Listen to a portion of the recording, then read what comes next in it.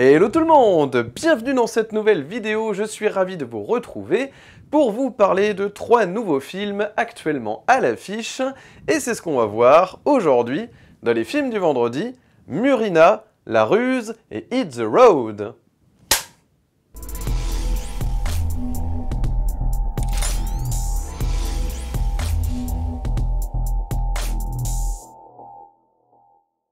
Salut à tous et bienvenue dans les films de vendredi. J'espère que vous êtes confortablement installés car aujourd'hui nous allons revenir non pas sur 1 ni 2 mais 3 nouveaux longs métrages actuellement en salle, des films du mois d'avril 2022. Et oui, il y avait beaucoup de films à rattraper, hein. Donc je m'en suis donné à cœur joie et pour vous le prouver, aujourd'hui il y aura Murina, Caméra d'or au Festival de Cannes 2021, un film croate. Il y aura également ce drame historique d'espionnage, La Ruse avec Colin Firth. Et je terminerai par Hit the Road, par Pana Panahi, le fils de Jafar Panahi. Donc c'est parti, je propose tout de suite qu'on commence avec Murina. Premier long métrage pour cette cinéaste croate, Antoneta Alamat Kusijanović. Pas facile à dire. Vous me l'accorderez. Donc voilà, avec Gracia Filipovic dans le rôle de Yulia, voilà, c'est ça, donc cette jeune fille en fait, jeune femme, entre 17 et 18 ans je dirais, c'est vrai que c'est un petit peu flou à ce niveau-là, mais on va dire une jeune ado-adulte, quoi, qui effectivement donc vit avec ses parents sur une île croate, voilà. Et elle subit en fait l'autorité de son père Ante, qui est vraiment insupportable. Donc c'est vraiment, il y a une pression terrible, voilà, c'est vraiment une tension en fait familiale très forte, puisque évidemment donc Yulia est constamment sermonné par son père, qui donne des directives, qui est très voilà, il emprisonne sa fille en fait et sa femme aussi, il est très possessif. C'est absolument terrible, voilà, c'est un père tyrannique, possessif, avec quelques troubles mentaux, vous le verrez, il est vraiment pas... voilà, il a un petit côté malsain, très, très spécial en tout cas, ouais, voilà, il a une jalousie maladive, il est constamment, il est presque paranoïaque, enfin voilà, quoi, il a quand même quelques tares, donc c'est vraiment un enfer pour cette jeune fille, ainsi que pour la mère, donc sa femme, donc Nela, incarnée par Danica Kurcic, voilà, tandis que Ante, le père, est joué par Leon Lusev, voilà, donc... Vraiment des acteurs au top, on rentre en fait dans cette histoire grâce aussi à la, je dirais, au talent des acteurs aussi qui arrivent à nous faire croire en fait à cette famille. Vraiment, on croit vraiment à ces tensions, on croit vraiment qu'il y a quelque chose qui se joue en fait dans cette famille constamment. Voilà, c'est vraiment terrible. Et nous avons des plans longs, mais qui ne sont pas rébarbatifs, pas gonflants. C'est pas un film qui est ennuyeux pour autant. Pourquoi? Parce que vous sentez qu'il y a des tensions constamment, en fait, dans cette famille. Et vraiment, voilà, le charisme de Gracia Filipovic, vraiment, joue énormément sur cette dimension tragique. Alors, vous avez un premier plan, le film s'ouvre avec ce plan comme ça, sous-marin, avec ce bleu comme ça, et puis c'est... voilà, ces lumières, ces faisceaux lumineux qui traversent évidemment tout le cadre. C'est absolument grandiose. C'est vrai que, voilà, on pense un petit peu au Grand Bleu quand on voit ça, parce que c'est effectivement des plans sous-marins qui sont vraiment voilà, très virtuoses. Et c'est ça qui est intéressant, c'est que vraiment on arrive en fait à instaurer un film psychologique, mais qui n'est pas dénué de cinéma. Vous voyez, c'est un petit peu le problème parfois sur ces cinéastes un peu indépendants, qui font tourner leur caméra et puis qui laissent un petit peu jaillir, voilà, on a l'impression qu'ils attendent qu'il se passe quelque chose, eux aussi, en fait, dans le plan. Là, on voit que tout est maîtrisé, tout est vraiment écrit à l'avance. Il y a vraiment un travail très fort. Alors, évidemment, Antoneta Alamat Kusijanović s'est entouré de 2 scénaristes, donc Cristina Lazaridi et Frank Graziano, qui ont fait un travail remarquable, notamment sur les répliques, parce que les répliques ont vraiment du sens. Certes, il y a des non-dits, les non-dits sont très forts aussi dans ce film, pour ressentir les tensions, cette prise en étau comme ça, où Yulia, pardon, va avoir du mal à s'émanciper, évidemment, parce qu'elle est enfermée comme ça dans une prison parentale, abominable. Et puis la mère qui est de mèche avec le père, donc ça ne peut pas, voilà, elle peut vraiment pas s'en sortir, quoi. Elle est vraiment prise dans un étau. Et voilà, donc le talent en fait de cette cinéaste croate, hein, c'est vraiment d'arriver à révéler les acteurs à eux-mêmes, les personnages sont touchants, on arrive à rentrer en fait vraiment dans cette histoire, parce qu'on est, nous aussi on se sent piégé en tant que spectateur, on se sent piégé comme la protagoniste, donc c'est absolument terrible. Alors c'est vrai que dans la première, je dirais, première demi-heure du film, vous allez peut-être vous dire, bon voilà, ça traîne un peu en longueur, qu'est-ce qui se passe, etc. Mais en fait, tous les plans du début vont être importants. Vous voyez, par exemple, voilà, donc Yulia, en fait, va regarder aussi des jeunes qui s'amusent, vous voyez. Donc ça, évidemment, ça nous renvoie, eh bien, à ces films aussi, un peu à ces teen movies qui nous expliquent aussi le parcours atypique de certaines jeunes filles, voilà, notamment dans le cinéma indépendant, évidemment, eh bien, qui vivent un petit peu leur jeunesse par procuration, vous voyez, parce qu'elle voit, voilà, ce bateau avec des jeunes qui s'amusent, et puis elle doit pêcher pour sa famille, voilà, ce sont des pêcheurs, voilà, ils vivent sur leur île, et puis voilà, donc ils ont une vie un petit peu, voilà, ils sont un petit peu reclus en fait, hein, ils sont un petit peu exclus finalement d'une... voilà, d'un monde un petit peu plus, je sais pas, qui ressemblerait à la plupart des gens. C'est-à-dire qu'il voilà, y a un côté un peu marginal, forcément. Hein. Ils vivent en dehors de tout, vous voyez. C'est un petit peu sur ce côté-là que je veux insister, c'est ça. Hein. C'est vraiment, ce qui est très bien montré dans le film, c'est cette vie un peu atypique, voilà, sur cette île, avec ces pêcheurs.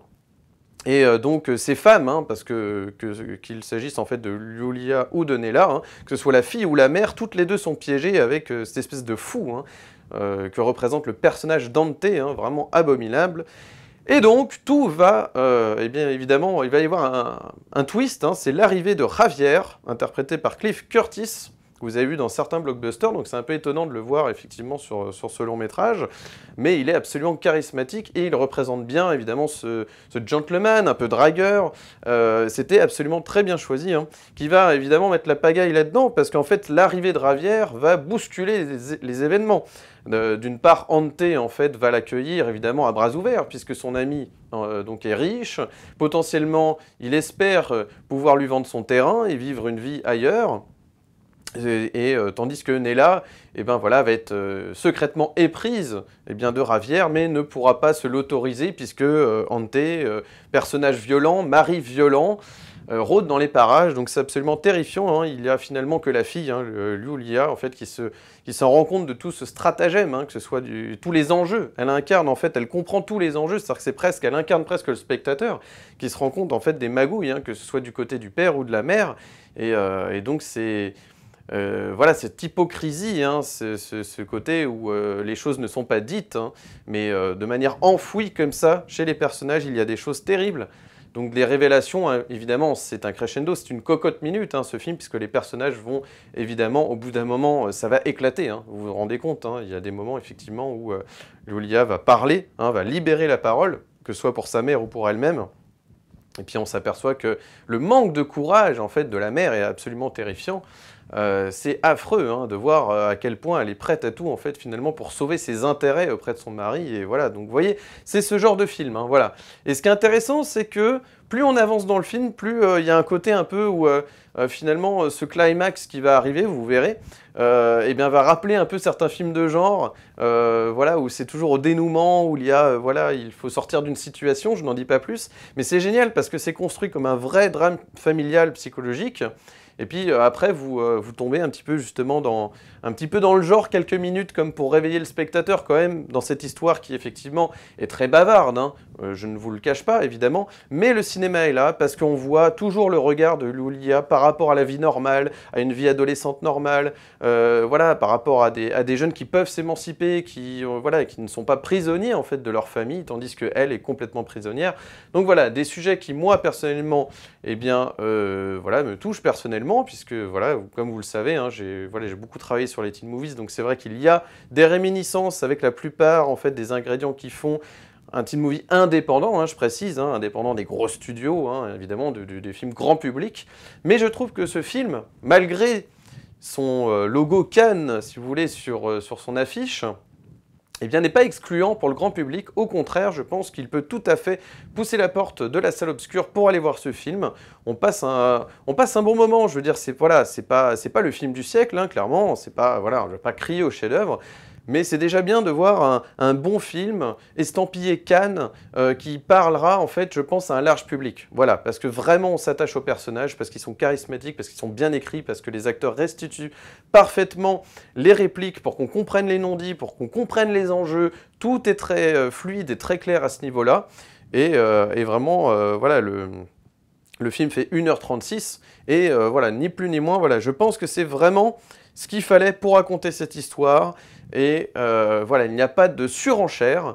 Vous verrez, sans dévoiler la fin, c'est une fin ouverte, je trouve ça beaucoup plus intéressant, c'est là, en fait, on voit que ça évite l'écueil des films grand public, c'est que justement, tout n'est pas résolu à la fin du film. Je ne sais pas si vous aimez ces choses-là, mais par exemple, voilà, moi je reviens toujours sur Virgin Suicide, ce genre de film, voilà, où j'aime bien quand il y a des fins ouvertes, où on peut analyser de différentes façons, on peut interpréter de différentes manières, même à la limite à la fin de la version aussi cinéma du Grand Bleu, c'est un peu pareil. Vous voyez, si vous aimez un peu ces choses-là où il y a une fin ouverte, vous allez aimer, hein, je pense, Murina. Voilà, alors peut-être que vous trouverez que ce qui a été fait par le passé dans le genre a été plus virtuose, c'est possible. Moi, pour ma part, écoutez, j'ai passé un bon moment.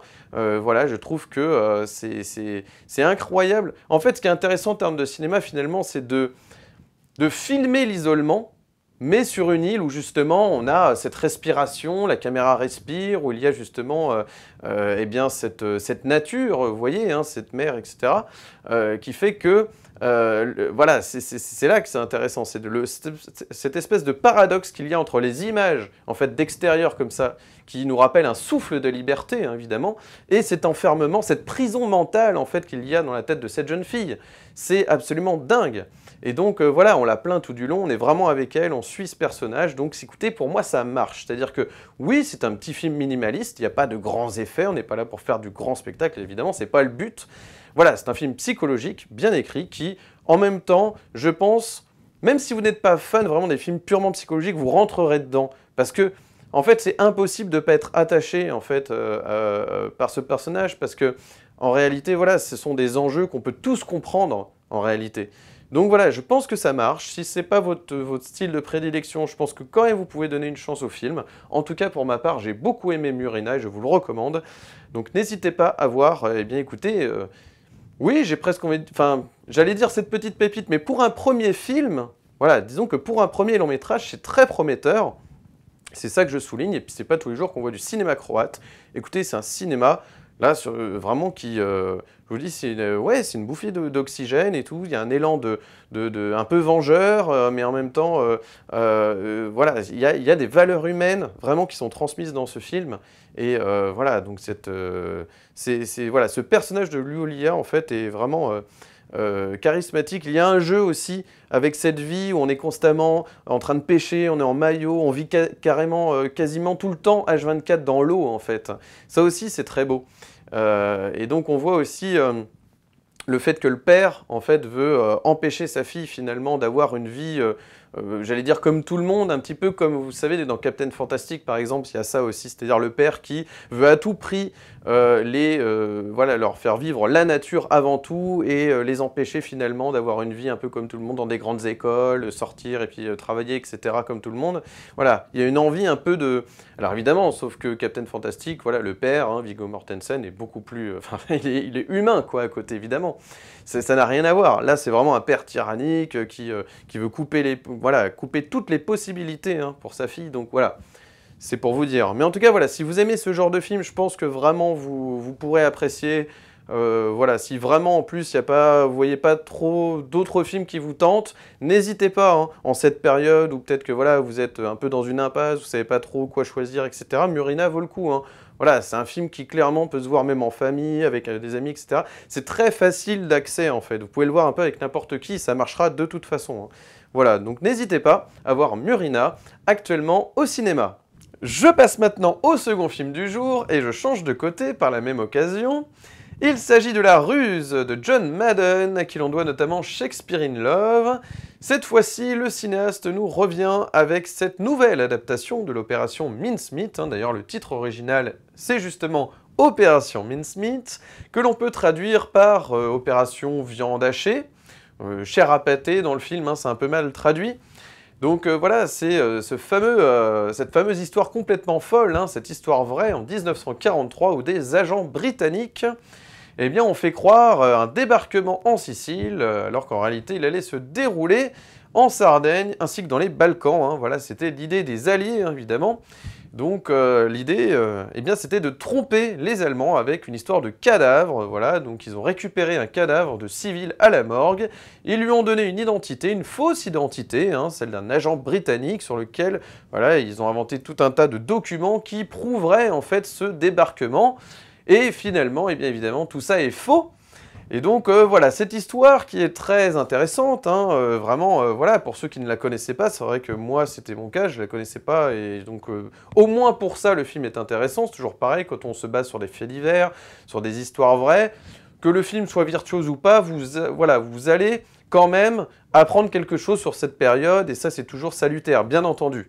Après, bien évidemment, nous sommes ici sur une chaîne cinéma, et bien voilà, nous allons bien évidemment nous intéresser à la manière dont cette histoire est racontée, puisqu'évidemment, très vite, des écueils se font sentir, et oui, voilà, je n'ai pas trouvé le film très palpitant, hein. Vraiment, pour une histoire d'espionnage, je m'attendais à quelque chose de stressant, voilà, vous voyez, avec des rebondissements incroyables, etc. Il n'en est rien, hein, vraiment, de cette histoire, elle est très anecdotique, voilà, passionnante à découvrir, à lire, hein, en fait, plus qu'à voir finalement en salle, à part si évidemment, là le problème c'est la proposition de John Madden en fait, je suis pas, je ne suis pas vraiment à 100%, je n'ai pas été pris vraiment par cette histoire.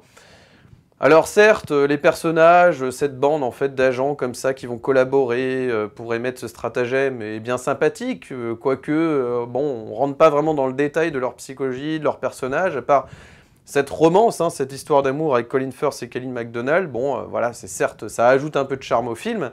Il y a quelque chose de très classique hein, dans la manière de raconter cette histoire, presque académique.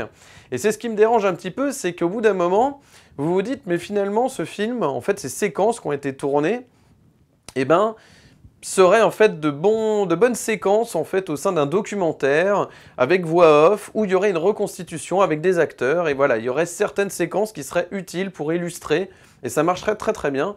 Là le problème c'est que vous êtes sur un film de 2 heures, un film de fiction, de cinéma et voilà, vous avez besoin de retrouver des codes un peu, je sais pas moi, soit du film de guerre ou d'espionnage. Là, le film se cherche, vraiment, parce qu'il y a beaucoup de comiques, en fait, dans les situations, dans le texte, en fait, dans les dialogues, qui fait qu'il y a cet humour un peu british, très sympa, mais du coup, ça donne une tonalité trop comique, en fait, pour ce drame, donc du coup, c'est un peu particulier, on sait pas trop sur quel pied danser en tant que spectateur, si vraiment, voilà, on doit prendre cette affaire à la rigolade. Est-ce que c'est ça, en fait, le parti pris du cinéaste, la tonalité, le son qu'il veut donner, en fait, à son film?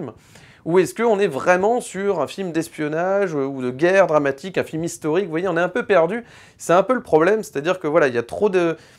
Le film se cherche, vraiment, il veut trop raconter. Il y a un peu un effet de Gaulle, vous voyez, où, oui, c'est intéressant, mais l'histoire est plus passionnante que le film lui-même. Vous voyez, ça fait un peu ce genre-là.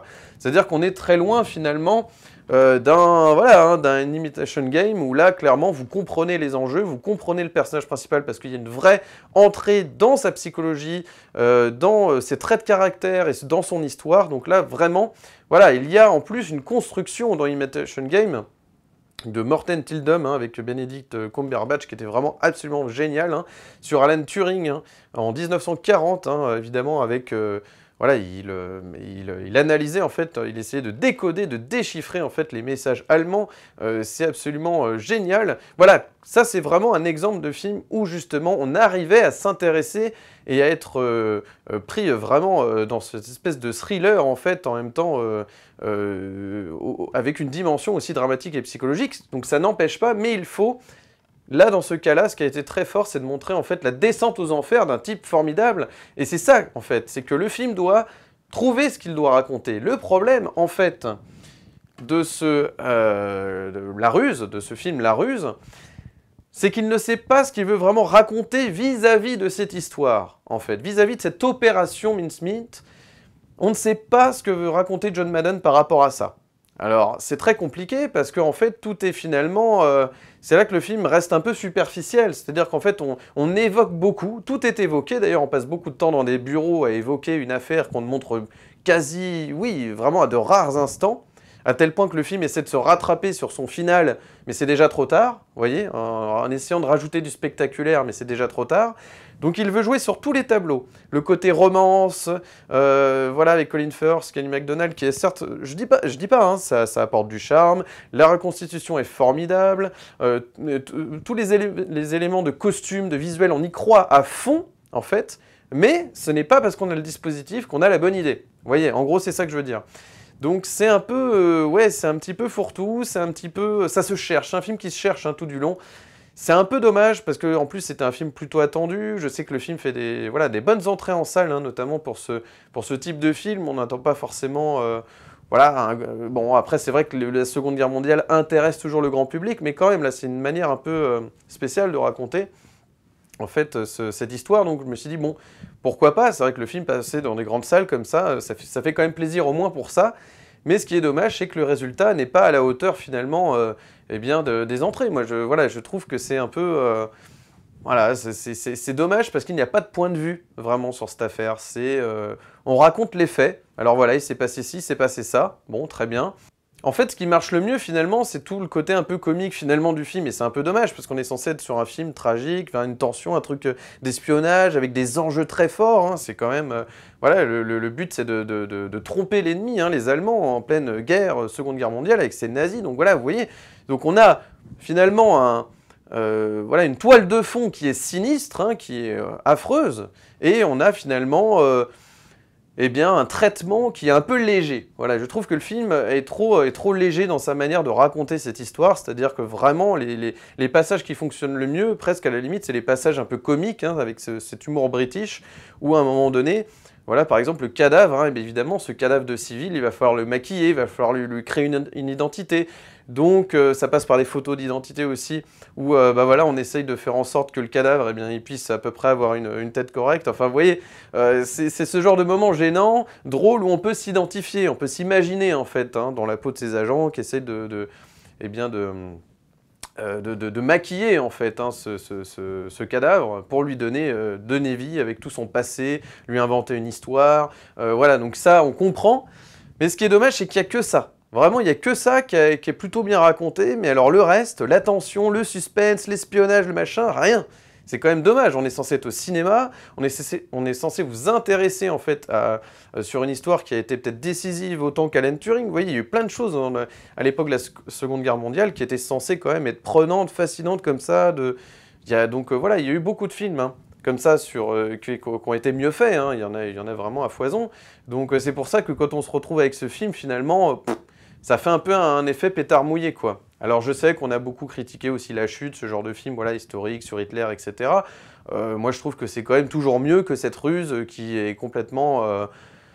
Enfin, on finit par s'ennuyer, en fait, et c'est dommage, c'est pas le but, hein. On est censé quand même être pris en tension, comme ça, voilà, dans un suspense, vraiment, et puis en fait, rien du tout, il n'en est rien, quoi. Vous voyez, en fait, il aurait fallu mixer deux films, à mon sens. Vous voyez, il y a du Colin Firth, ça, voilà, avec Le Discours d'un roi, et avec Imitation Game, avec Cumberbatch. À mon avis, vous mixez un peu les deux, vous obtenez quelque chose de sympa. Alors, ça aurait pu, évidemment, hein, je dis pas, mais entre ce qu'on a voulu faire et le résultat final, il y a un gap immense. Donc, voilà, sachant, alors je tiens à préciser quand même quelque chose, hein. Il faut savoir qu'aux États-Unis, ce film n'est pas sorti en salle. Alors peut-être que ça joue, il est sorti sur Netflix uniquement, et c'est vrai que voilà, dans le reste du monde, notamment chez nous en France, il est sorti dans les salles. Alors, est-ce que, en tant que film Netflix, on y aurait vu peut-être une pépite? C'est possible, hein. On aurait peut-être un petit peu, comment dire, peut-être été un peu moins dur en fait avec le film, c'est possible. C'est vrai que ça se stream très bien ce film. Par contre, c'est vrai que dans une salle de cinéma, on attend quand même un grand film, et là, ça devient anecdotique, ça devient un petit peu superficiel, parce qu'il n'y a pas plus quoi, que les faits racontés. Vous voyez? C'est pour ça que je dis c'est presque une reconstitution fait par fait, et il n'y a pas de vision de cinéaste derrière, quoi. Vraiment, hein, c'est vraiment dommage qu'il n'y ait pas une vision, qu'il n'y ait pas voilà, un vrai, comment dirais-je, un angle, en fait, comme en journalisme, hein, vous savez, un angle par rapport à cette histoire, qu'on s'y tienne. Il y a plusieurs manières de raconter cette histoire, mais là, clairement, c'est comme si Madden, en fait, n'avait pas choisi la tonalité de son film. Donc, ça fait quelque chose de plat. Forcément, ça devient plat parce que voilà, il n'y a pas eu de décision de prise par rapport à l'ambiance du film, voilà, à l'atmosphère, à la ligne directrice en fait. Donc là, il n'y a pas eu assez de travail. Enfin, il y a eu du travail, bien sûr. Je ne dis pas que le film n'est pas généreux. Si, il y a une générosité, il y a eu, comment dirais-je, il y a quelque chose d'authentique dans la démarche. Elle est sincère, la démarche, je ne dis pas. Mais par contre, il faut qu'il choisisse un angle. Parce qu'il voilà, il part un peu dans tous les sens. Et vraiment de se tenir à, je sais pas moi, une intrigue forte qui nous tienne en haleine. Parce que là, le problème, c'est qu'il commence par un flash forward. Et on se dit, ah d'accord, alors ça va être le moment décisif. Et puis au moment où il arrive dans le film, eh ben, ok, and so what, quoi. Vous voyez, donc c'est un peu dommage, quoi. On est censé être pris comme ça pendant tout le film, en mode thriller, quoi, et puis que dalle, quoi. Donc voilà, écoutez, un petit peu déçu hein, sur ce film. Hein. C'est pas parce qu'on a un casting 5 étoiles avec des acteurs britanniques formidables que ça fait tout, vous voyez. Alors par contre, petite anecdote quand même, moi il y a quelque chose que j'ai bien aimé. Bon, alors d'une part, l'acteur qui joue Churchill est plutôt convaincant. C'est vrai que voilà, on n'est pas sur Gary Oldman, bon évidemment, mais il fait quand même, voilà, il fait quand même l'affaire. Hein. Donc c'est Simon Russell Bill, voilà, qui fait quand même le job. Bon, très bien. Et surtout Ian Fleming, hein, le personnage donc de Ian Fleming, qui est en fait voilà, donc l'auteur de James Bond, hein, qui a un rôle. Voilà, hein, dans cette histoire, c'est absolument incroyable. C'est vrai que Ian Fleming, hein, quand il était agent lui-même, agent britannique, eh bien, il a participé hein, à des opérations spéciales aussi. Hein. Donc c'est vrai que c'est incroyable de se dire qu'on a un Fleming aussi, pour l'anecdote, qui finalement s'inspire de ses propres histoires d'agents comme ça, pour élaborer son personnage de James Bond. Vous voyez, c'est assez fascinant. Donc c'est Johnny Flynn qui l'incarne. Donc voilà. Pour cette anecdote-là, j'avoue que ça vaut au moins le coup. Voilà, c'est vrai que, clairement, en mode Netflix, ça passerait très bien parce que vous avez vos petites anecdotes, vous repartez au moins avec ça. Là, c'est vrai qu'en cinéma, on s'attend quand même à un film plus spectaculaire, je sais pas, mais même regardez 1917. 1917, voilà, c'est pareil. Vous avez un enjeu, en fait. Alors évidemment, ce n'est pas du tout le même traitement, j'en conviens. Mais il y a une vision de cinéaste. C'est-à-dire que Sam Mendes, ce qu'il fait, c'est qu'il se concentre, en fait, sur rapporter un message qui va changer le cours de l'histoire, et vous êtes pris tout du long pendant 2 heures. Là, le problème, c'est que, bon, à part cette histoire de cadavre, et qu'il faut lui inventer une vie, tout ça, il n'y a pas un suspense terrible. Vous voyez pas ce qui se passe vraiment du côté des Allemands, vous voyez pas, enfin, vous voyez, tout est du côté de ces agents britanniques qui vivent leur vie, qui font leur petite vie, et donc voilà, il nous manque un peu, soit du contexte, soit du, je sais pas, c'est avare en fait de séquences en dehors des bureaux où voilà, ils élaborent des plans, on est content pour eux, et puis le spectateur s'en va pendant ce temps-là. Donc c'est dommage, je pense que c'est pas assez. Ça prend pas assez en compte le fait qu'il y a un spectateur dans la salle, quoi. C'est-à-dire qu'à un moment donné, il faut quand même intéresser. C'est une opération tellement fascinante que là, le problème, c'est que vous la rendez fade. Donc c'est dommage, voilà, c'est dommage. Je m'arrêterai là, mais c'est un petit peu dommage. Je pense qu'il y avait quand même mieux à faire. Pas difficile d'être un peu plus inspiré, quand même, cinématographiquement parlant, par cette histoire. Je trouve ça un peu dommage. Voilà. Donc ouais, un peu cheap quand même. Hein, voilà. Il y a le dispositif scénique, il y a les costumes, il y a la reconstitution, il y a tout. Mais vraiment, il n'y a pas le rythme. Il n'y a pas le rythme qu'il faut pour un film comme ça, que ce soit historique, que ce soit film de guerre, que ce soit film d'espionnage, ça dépend sous quel prisme vous voulez raconter cette histoire, mais choisissez un angle, une tonalité. Voilà. Donc, bon, je vous recommande à moitié la Russe, quoi. C'est pas scandaleux. Vous pouvez payer votre place, mais...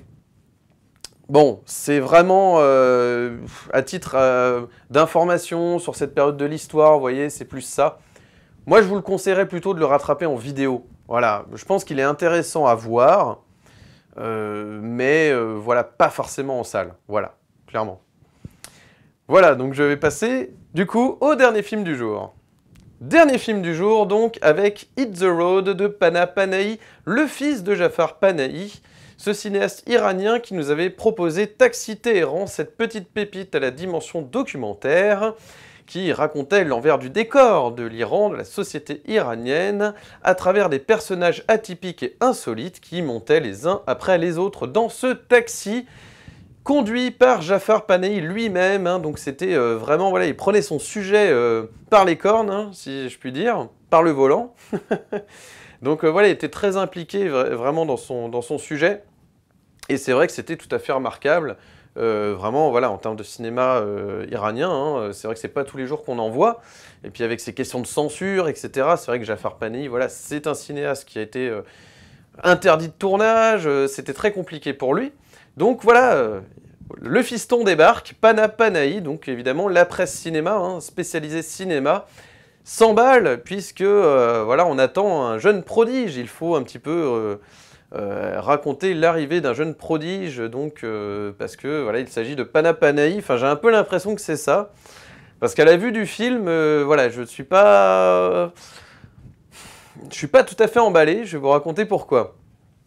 Hit the Road, donc. Ce road movie, hein, par définition, puisque pendant 1h30, vous allez vivre dans l'habitacle de la voiture familiale. Voilà, le film vous raconte l'histoire d'une famille iranienne sur les routes d'Iran, dans ces grands espaces naturels. Voilà, il y a de très très belles images, il n'y a aucun problème là-dessus. Une famille très mystérieuse, hein, tous les membres de cette famille sont mystérieux. Nous avons d'abord le père qui a la jambe dans le plâtre, nous avons le petit fiston turbulent, blagueur, rieur. Nous avons également la mère qui s'efforce d'être joyeuse alors qu'elle a une tristesse absolue enfouie en elle. Et nous avons le grand fiston qui lui est mutique, hein, silencieux pendant pratiquement tout le voyage. Et il ne nous reste plus qu'un personnage, pour tous vous les présenter. Le chien à l'arrière du véhicule qui est gravement malade. Voilà. Donc cette famille qui est censée partir, est censée être joyeuse et s'efforce d'être joyeuse finalement, eh bien est très triste puisque voilà, elles vont vers une destination inconnue pour le spectateur. Voilà, donc elle est totalement mystérieuse, hein, cette destination, elle aussi. Mais à force de mystère, c'est-à-dire mystère sur du mystère sur du mystère, je trouve personnellement que le spectateur commence à se désintéresser, que ce soit de cette histoire, du sort des personnages, un petit peu tout, c'est-à-dire que le problème c'est ça, c'est que malgré évidemment l'authenticité eh bien, des acteurs qui sont créants de vérité, parce que là, contrairement à Taxi Téhéran, alors je précise, hein, qui a été réalisé par le père, mais quand même, voilà, c'est bien pour préciser, il y a quand même des réminiscences, c'est-à-dire qu'on sent que le fils a fait quand même un film road movie, donc voilà, à bord d'un véhicule, c'est un petit peu, quelque part, il y a des idées similaires empruntées au père, mais il y a aussi cette différence que Taxi Téhéran était vraiment documentaire, hein, dimension documentaire à fond, et là, Pana Panahi a dû écrire ses personnages. Donc il s'est vaguement inspiré, je crois, de la famille d'un ami, etc. Donc pourquoi pas. Il veut également mettre l'accent sur les non-dits. Hein, c'est ça, vraiment, le côté virtuose du film qui est souligné par la presse. C'est ce côté où, eh bien, voilà, ce film évite les écueils du cinéma grand public, soi-disant, vous voyez. Bon, je veux bien, mais enfin, la presse a quand même... comparer ce film à Little Miss Sunshine, alors c'est là que ça m'ennuie un petit peu, parce que je ne comprends pas bien pourquoi, sous prétexte que ce film, justement, évite les écueils du cinéma populaire, grand public, ou feel good, ou tout ce que vous voulez, soit forcément un grand film pour autant, parce que c'est-à-dire qu'en fait, le problème, c'est que vous avez des personnages effectivement mystérieux, donc vous voyez sur leur visage qu'ils ont... voilà, quelque chose de tragique en eux, qui s'efforce de jouer à la famille heureuse, comme ça peut arriver dans n'importe quelle famille, et c'est ce que souligne Pana Panahi dans ses interviews, c'est-à-dire que ce qu'il a voulu faire, c'est... Voilà, il a voulu faire en sorte que n'importe quel type de spectateur, quelle que soit sa culture, sa nationalité, son origine, etc., puisse eh bien, retrouver une sensation qu'on a tous pu avoir hein, quand on sillonne les routes comme ça avec sa famille à bord d'un véhicule, où il y a plein de choses qui ne sont pas dites, il y a... évidemment, des vérités, des choses qu'on se cache en fait les uns les autres et que on joue à la famille heureuse et puis le véhicule continue d'avancer malgré tout, etc. Voilà, je comprends tout à fait ce qu'a voulu faire Pana Panahi, voilà. Mais le problème, c'est que c'est vrai que bon, sur 1h30, le problème, c'est qu'il aurait pu quand même intercaler en fait à ça des péripéties un peu plus fascinante que ou intéressante que un cycliste qui tombe, ou vous voyez, enfin vous verrez, je n'en dis pas plus, mais voilà, les péripéties ne sont pas plus exaltantes que ça, quoi. Tandis que là, excusez-moi, mais c'est là que je comprends pas, c'est que moi je veux bien qu'on compare en fait Hit the Road à Little Miss Sunshine, mais il y a un moment donné où il faut que ça se retrouve dans le film, parce que à part le fait que dans Little Miss Sunshine, en fait, il y a un van avec une famille complètement déjantée, enfin, vous voyez, mais au moins les personnages existent là-dedans, on les fait exister. Alors évidemment, c'est une manière plus grand public de raconter eh bien, une histoire. Donc effectivement, je comprends pourquoi il y a quelque chose de plus... une prise de risque supplémentaire sur ce film, clairement, hein. Mais attention tout de même à ne pas être trop soporifique. Moi j'avoue, hein, en toute honnêteté, qu'à un moment donné, j'ai piqué du nez hein, sur 5 minutes. Hein. Donc effectivement, j'ai perdu 5 minutes de Hit the Road. Hein. Donc voilà, navré, hein, mais c'était pas évident. Alors je ne dis pas que à la seconde lecture, parce que je pense qu'il va me falloir 2 lectures de Hit the Road, je pense qu'à la seconde lecture, je pourrais peut-être un peu plus l'apprécier. Je pense que c'est un film aussi qui prend plus de temps. C'est vrai que, voilà, je reviens là-dessus, hein, mais c'est un contre-exemple, c'est-à-dire que Little Miss Sunshine, vous rentrez tout de suite dedans, vous n'avez pas besoin de plusieurs lectures. Là, c'est vrai que c'est un rythme particulier. Il faut le spectateur, évidemment, moi ça m'intéresse toujours, hein, plus quand le spectateur doit se creuser un peu plus les méninges, doit vraiment eh bien, être actif devant un film. Hein, c'est ce que je défends toujours, mais le problème, c'est qu'il faut quand même faire en sorte que les personnages vous donnent envie, en fait, de creuser cette histoire. Et là, à force d'être toujours en retrait, discret, bon, ça n'aide pas beaucoup, quoi. Alors évidemment, ce qui rattrape un petit peu le coup, c'est ces grands espaces, c'est ces intermèdes musicaux qui donnent une certaine candeur, une mélancolie, en fait, au long métrage. Donc effectivement, il y a comment dirais-je, un petit peu de poésie, hein. Il y a des choses aussi qui sont un peu savoureuses ou qui en tout cas donnent un petit peu une certaine couleur en fait hein, au long métrage de Panahi. Mais voilà, je trouve que c'est pas suffisant. Je sais que les intermèdes musicaux, ils reposent beaucoup hein, parfois sur les intermèdes musicaux, parce qu'en plus de ça, ce sont des chansons qui sont interdites en Iran, qui ont été interdites, etc. Donc ok, du coup, ça dénonce, etc. Mais c'est pas parce qu'on a plein de bonnes idées bout à bout que ça fait un film formidable. Vous voyez, c'est là où je trouve que j'ai l'impression que c'est plus politique qu'autre chose. J'ai l'impression qu'on s'emballe un peu avec ce film parce qu'il y a le courage d'un jeune cinéaste qui dénonce en filigrane des choses sur la société iranienne. Voilà, mais très bien. Mais quand même, on a besoin d'un... Enfin, moi je suis désolé, c'est dommage du coup, parce que en fait, c'est ça qui est toujours dommage, c'est que certes, ce film est intéressant, mais pourquoi rester underground alors qu'on est à 2 doigts d'intéresser un plus large public et que c'est pas forcément négatif d'intéresser un plus large public? Je pense qu'il faut qu'aujourd'hui, on est bien dans un monde où Cannes, les Césars, les Oscars, tout ça, ont quand même tendance, vous voyez par exemple, je prends n'importe quoi, regardez du cinéma asiatique par exemple comme Parasite, avait réussi, une Palme d'Or avait réussi à intéresser le grand public, vous voyez. Donc on est capable de trouver des films hybrides qui soient à la fois faits pour, j'ai envie de dire, je sais pas moi, des intellectuels du cinéma, et en même temps un public un peu plus mainstream. Pourquoi? Parce que c'est un petit peu aussi l'enjeu des grands films. En fait, ce qui est dommage, c'est ça, c'est que pourquoi réserver une sorte d'élite intellectuelle, en fait, une histoire qui pourrait pourtant aller à 2 doigts d'intéresser un public plus large. Alors pourquoi l'enfermer comme ça? Et je trouve ça dommage. Après, évidemment, c'est pour ça que je ris un petit peu quand on le compare à Little Miss Sunshine. Voilà, mais je pense qu'il y a un juste milieu à trouver.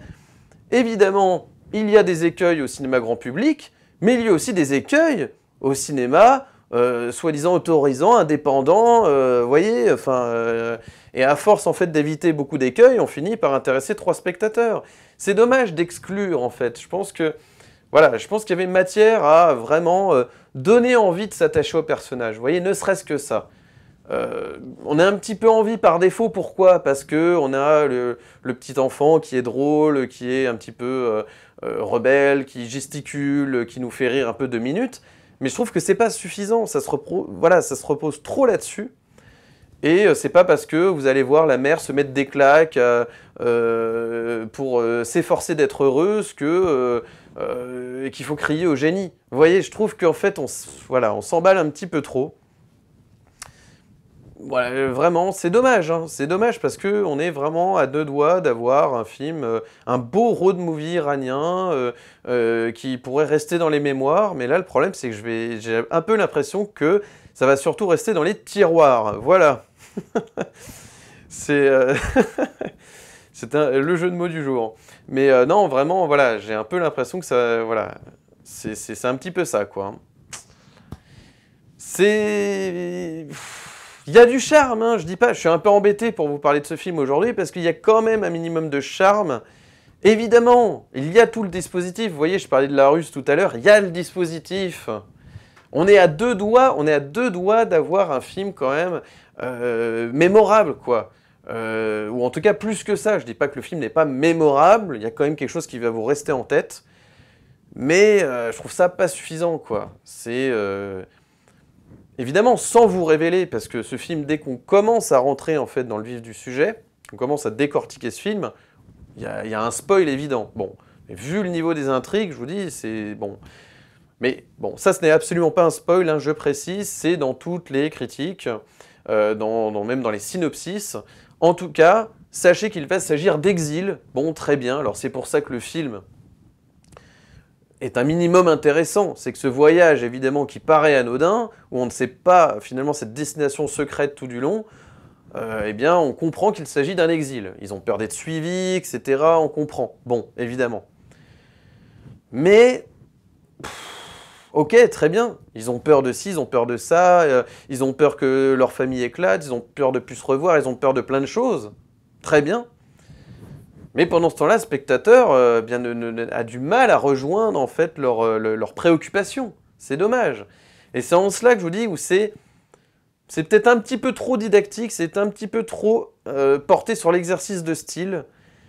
Et c'est dommage à ce niveau-là, c'est-à-dire que on a tellement tout ce qu'il faut en termes de cinéma, de prise de risque, etc., que pourquoi se priver? En fait, c'est ça, c'est terrible à dire, mais j'ai envie de dire à Panapanani, mais pourquoi se priver quand même un minimum de se dire, de le rendre un tout petit peu, un peu plus fait pour le spectateur, ne pas oublier le spectateur quand même, notamment parce qu'on parle de la famille, parce qu'on est dans une voiture à sillonner les routes.